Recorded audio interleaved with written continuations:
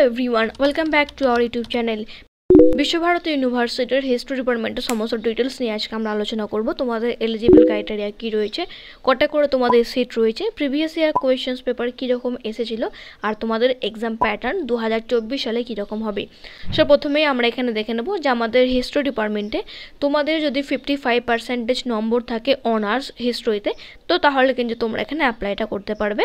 আর যারা 49.5% পাবে তো তোমাদের হচ্ছে ওবিসি ক্যান্ডিডেট। সো জেনারেল ক্যান্ডিডেটদের জন্য 55% নাম্বার অ্যান্ড ওবিসি ক্যান্ডিডেটদের জন্য 49.5% number. So now come to intake capacity. তোমাদের কটা করে সিট রয়েছে? টোটাল তোমাদের হিস্ট্রি ডিপার্টমেন্টে 58টা সিট রয়েছে, যার মধ্যে থেকে জেনারেল ক্যান্ডিডেটদের জন্য রয়েছে 23, ওবিসিদের জন্য রয়েছে 16, এসসিদের জন্য 9, এসটিদের জন্য 4 অ্যান্ড ইডব্লিউএস এদের জন্য 6। অ্যাডমিশন তোমাদের মেরিটের উপর ডিপেন্ড করে হবে। 100-র মধ্যে তোমাদের কিন্তু পরীক্ষা হবে, এবং যার মধ্যে থেকে তোমরা যেটা জেনারেল ক্যাটাগরি রয়েছে তোমাদের 30% নাম্বার পেতে হবে, এবং যারা ওবিসি ক্যান্ডিডেট রয়েছে তোমাদের 27% নাম্বার পেতে হবে। আর এসসি বা এসটিদের জন্য এরকম কিন্তু কোনো এলিজিবল ক্রাইটেরিয়া দেওয়া নেই। সো এরপর আমরা কথা বলবো 2022 থেকে 2023-এর সেশনের কীরকম এক্সাম হয়েছিল। এটা এই কারণেই বলা, যেহেতু 2022-এর সেশনে বিশ্বভারতী ইউনিভার্সিটি নিজে এক্সাম কন্ডাক্ট করেছিল, এবং পরের বছর 2023 সালে কিন্তু CUET এর মাধ্যমে এক্সাম হয়েছিল। তো সেক্ষেত্রে কিন্তু তোমাদের MCQ প্যাটার্ন হয়েছিল। 2022-এ তোমাদের কিন্তু ব্রড কোয়েশ্চেন্স হয়েছিল। তো এটাই কিন্তু আমাদের বিশ্বভারতী ইউনিভার্সিটির এক্সাম প্যাটার্ন। তো এইটা ধরে আমরা যদি চলি তাহলে কিন্তু 2024-এও সেশনে সেম প্রসেসে কিন্তু এক্সাম হতে পারে। তোমাদের নোটিশ কিন্তু জুলাই মাসে দেবে, বাট স্টিল তোমরা যদি 2022-এর একবার নোটিশে দেখো তাহলে কিন্তু এখানে দেখতে পাবে তোমাদের আগস্ট মাসে কিন্তু এক্সামটাও হয়েছিল 2022 সালে। তো সেক্ষেত্রে এবছরে কিন্তু তোমাদের 2024 সালে আগস্টের সেকেন্ড উইকে তোমাদের এক্সাম কিন্তু হতে পারে। এক্সামের সময় তোমাদের যেমন থাকে দ্যাট ইজ 2 ঘন্টা, তোমাদের কিন্তু এবারও সেম থাকবে। এখানে ডেটটা হয়তো চেঞ্জ হলেও হতে পারে। So now come to patterns of the examinations. তোমরা অনেকেই কমেন্ট বক্সে জিজ্ঞাসা করছিল যে আমাদের কবে এক্সাম হতে পারে বা কী প্যাটার্ন এক্সাম হতে পারে।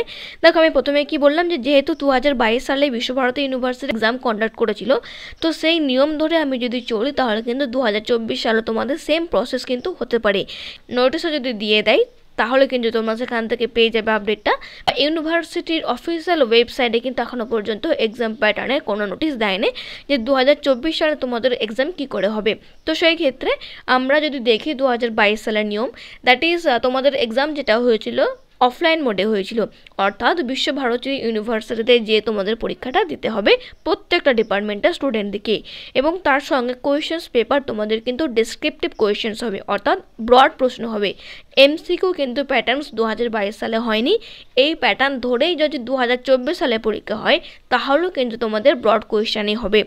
এবার প্রথমেই বললাম কি যে নোটিশ 2024-এ যদি আপগ্রেড করে ইউনিভার্সিটি থেকে তখন তোমরা সেটা নোটিশ দিলে পাবে, বাট নোটিশ দিতে কিন্তু তোমাদের জুলাই মাস পেরিয়ে যাবে, বিকজ তোমাদের 26শে জুন পর্যন্ত অ্যাপ্লিকেশন প্রসেস চলবে। তারপরে তোমাদের কিন্তু এক্সামের নোটিশ দেবে বা অ্যাডমিট কার্ড দেবে, সেটা তোমাদের পাবলিশড হতে অফিসিয়াল ওয়েবসাইটে কিন্তু জুলাই মাস চলে যাবে। তো তারপরে তোমাদের যদি আগস্টে এক্সাম হয়, তো সেক্ষেত্রে তোমাদের হাতে কিন্তু আর 2 সপ্তাহ থেকে 3 সপ্তাহ ম্যাক্সিমাম তোমাদের কাছে সময় থাকবে নোটিশের সঙ্গে পরীক্ষার। তো সেই ক্ষেত্রে তোমরা এখন থেকে প্রিপেয়ার করে নাও যে ব্রড কোয়েশ্চেন্সগুলো, বিকজ ব্রড কোয়েশ্চেন্স তোমরা যদি এখন থেকে প্রিপেয়ার করো তাহলে কিন্তু তোমাদের যখন তোমরা MCQ লিখবে তাহলে কিন্তু ব্রড কোয়েশ্চেন্স থেকে তোমাদের MCQ আসবে। তো আলাদা করে তখন কিন্তু তোমাদেরকে আর প্র্যাকটিস করতে হবে না। এবার দেখো কোয়েশ্চেন্স তোমরা কীরকম পড়বে। তো তোমরা অনেকে জানো না যে আমাদের এন্ট্রান্স এক্সাম প্রশ্ন কোথা থেকে পড়ে বা কোন চ্যাপ্টারগুলো থেকে পড়ে, বিকজ অনার্সের আমাদের থার্ড ইয়ারে অনেক চ্যাপ্টার রয়েছে, CC রয়েছে, DSC রয়েছে, SSC রয়েছে। তো সেখান থেকে আমি তোমাদের আগে একবার দেখিয়ে দিই যে 2020 সালে এবং 2021 সালে কীরকম প্রিভিয়াস ইয়ারে কোয়েশ্চেন পেপার এসেছিল।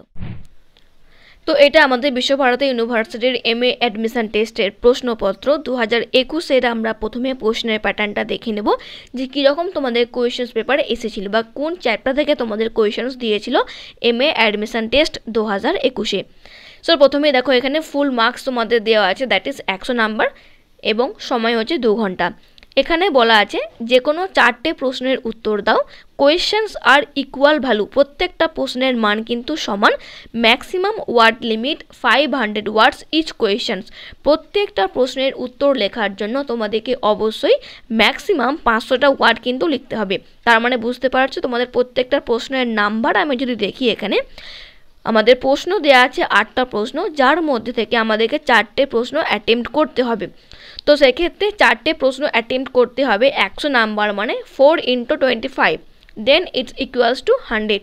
তার মানে প্রত্যেকটা প্রশ্নের যে মান দ্যাট ইজ 25, 25 নম্বরের কিন্তু একটা প্রশ্ন, এবং এইভাবে তোমাদের কিন্তু উত্তরটা লিখতে হবে। সো আমরা এবার প্রথম প্রশ্ন দেখে নেবো যে কোন চ্যাপ্টারগুলো থেকে প্রশ্ন দিয়েছিল, তোমরা পারলে এটা খাতায় লিখে নাও।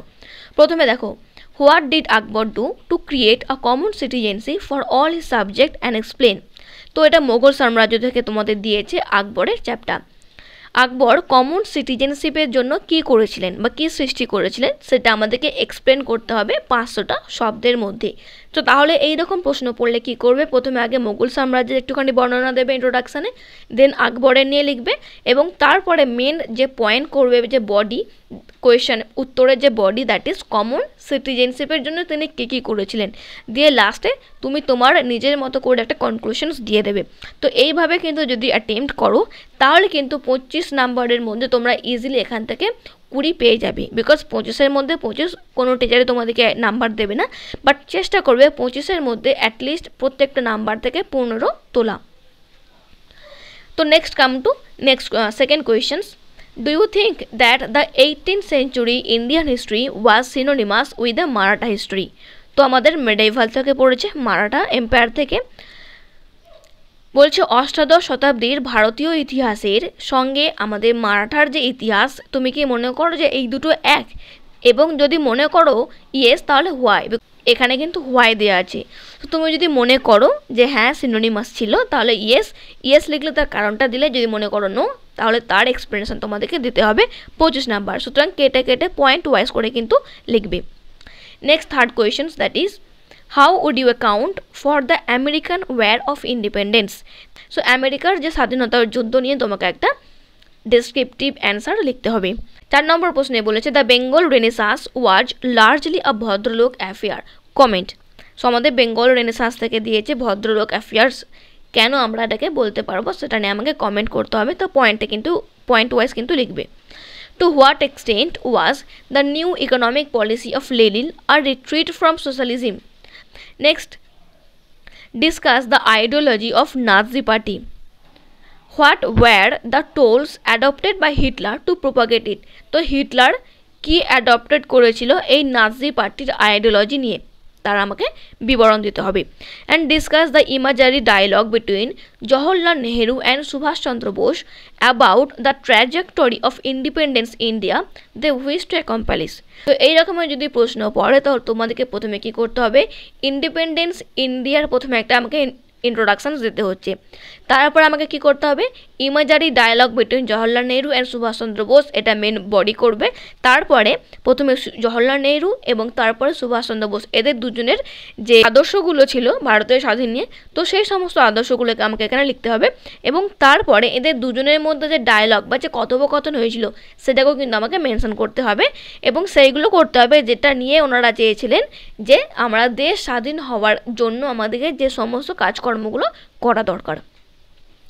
Next, 8 number questions. Will the reservation of seats for women in the Indian Parliament and the state assemblies lead to the women's employment? তো বলছে আমাদের ভারতের সংসদ বা বিধানসভা রয়েছে, তো সেইখানে আমরা যদি মহিলাদের সিটকে সংরক্ষণ করি তো তাহলে তার ফলে কি আমাদের মহিলাদের যে এমপ্লয়মেন্ট সেটা কি বাড়বে, তার রেসপেক্ট তোমাদের লিখতে হবে। এবার প্রথমেই বলে রাখি, দেখো 2022 সালে কিন্তু তোমাদের এরকম কোনো মানে লেখা ছিল না যে তোমাদের কি ইংলিশে লিখতে হবে। তো এখানে আগের বছর যেটা হয়েছিল 22 সালে, তো তোমরা যদি চাও তোমরা যদি কিন্তু বেঙ্গলিতেও তোমরা লিখতে পারবে, এবং যারা ইংলিশ মিডিয়াম থেকে রয়েছো সিবিসিএসসি বা আইসিএসসি, তো তোমরা কিন্তু ইংলিশেও লিখতে পারবে। সেক্ষেত্রে তোমাদের কাছে দুটো ভার্সানে কিন্তু অ্যাভেলেবেল থাকবে। তো এরপর আমরা দেখে নেব 2020 সালের প্রশ্নপত্র কীরকম এসেছিলো।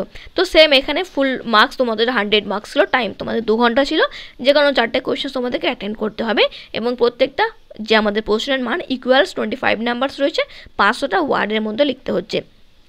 নাও come to the first questions.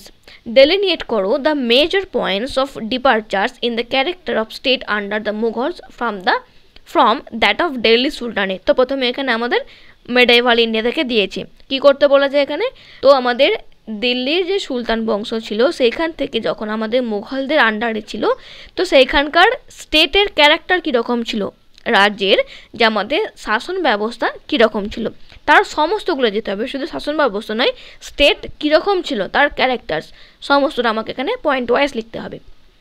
Next কি, how would you explain that Tauhid Ilahi was not a monument of Akbar's folly? Tauhid Ilahi যে আকবরের মনুমেন্ট ছিল না, তার রেসপেক্ট তোমাকে এখানে ব্যাখ্যা দিতে হবে। Next third, that is write a critique of the role of Marathas in Delhi politics during the early 18th century.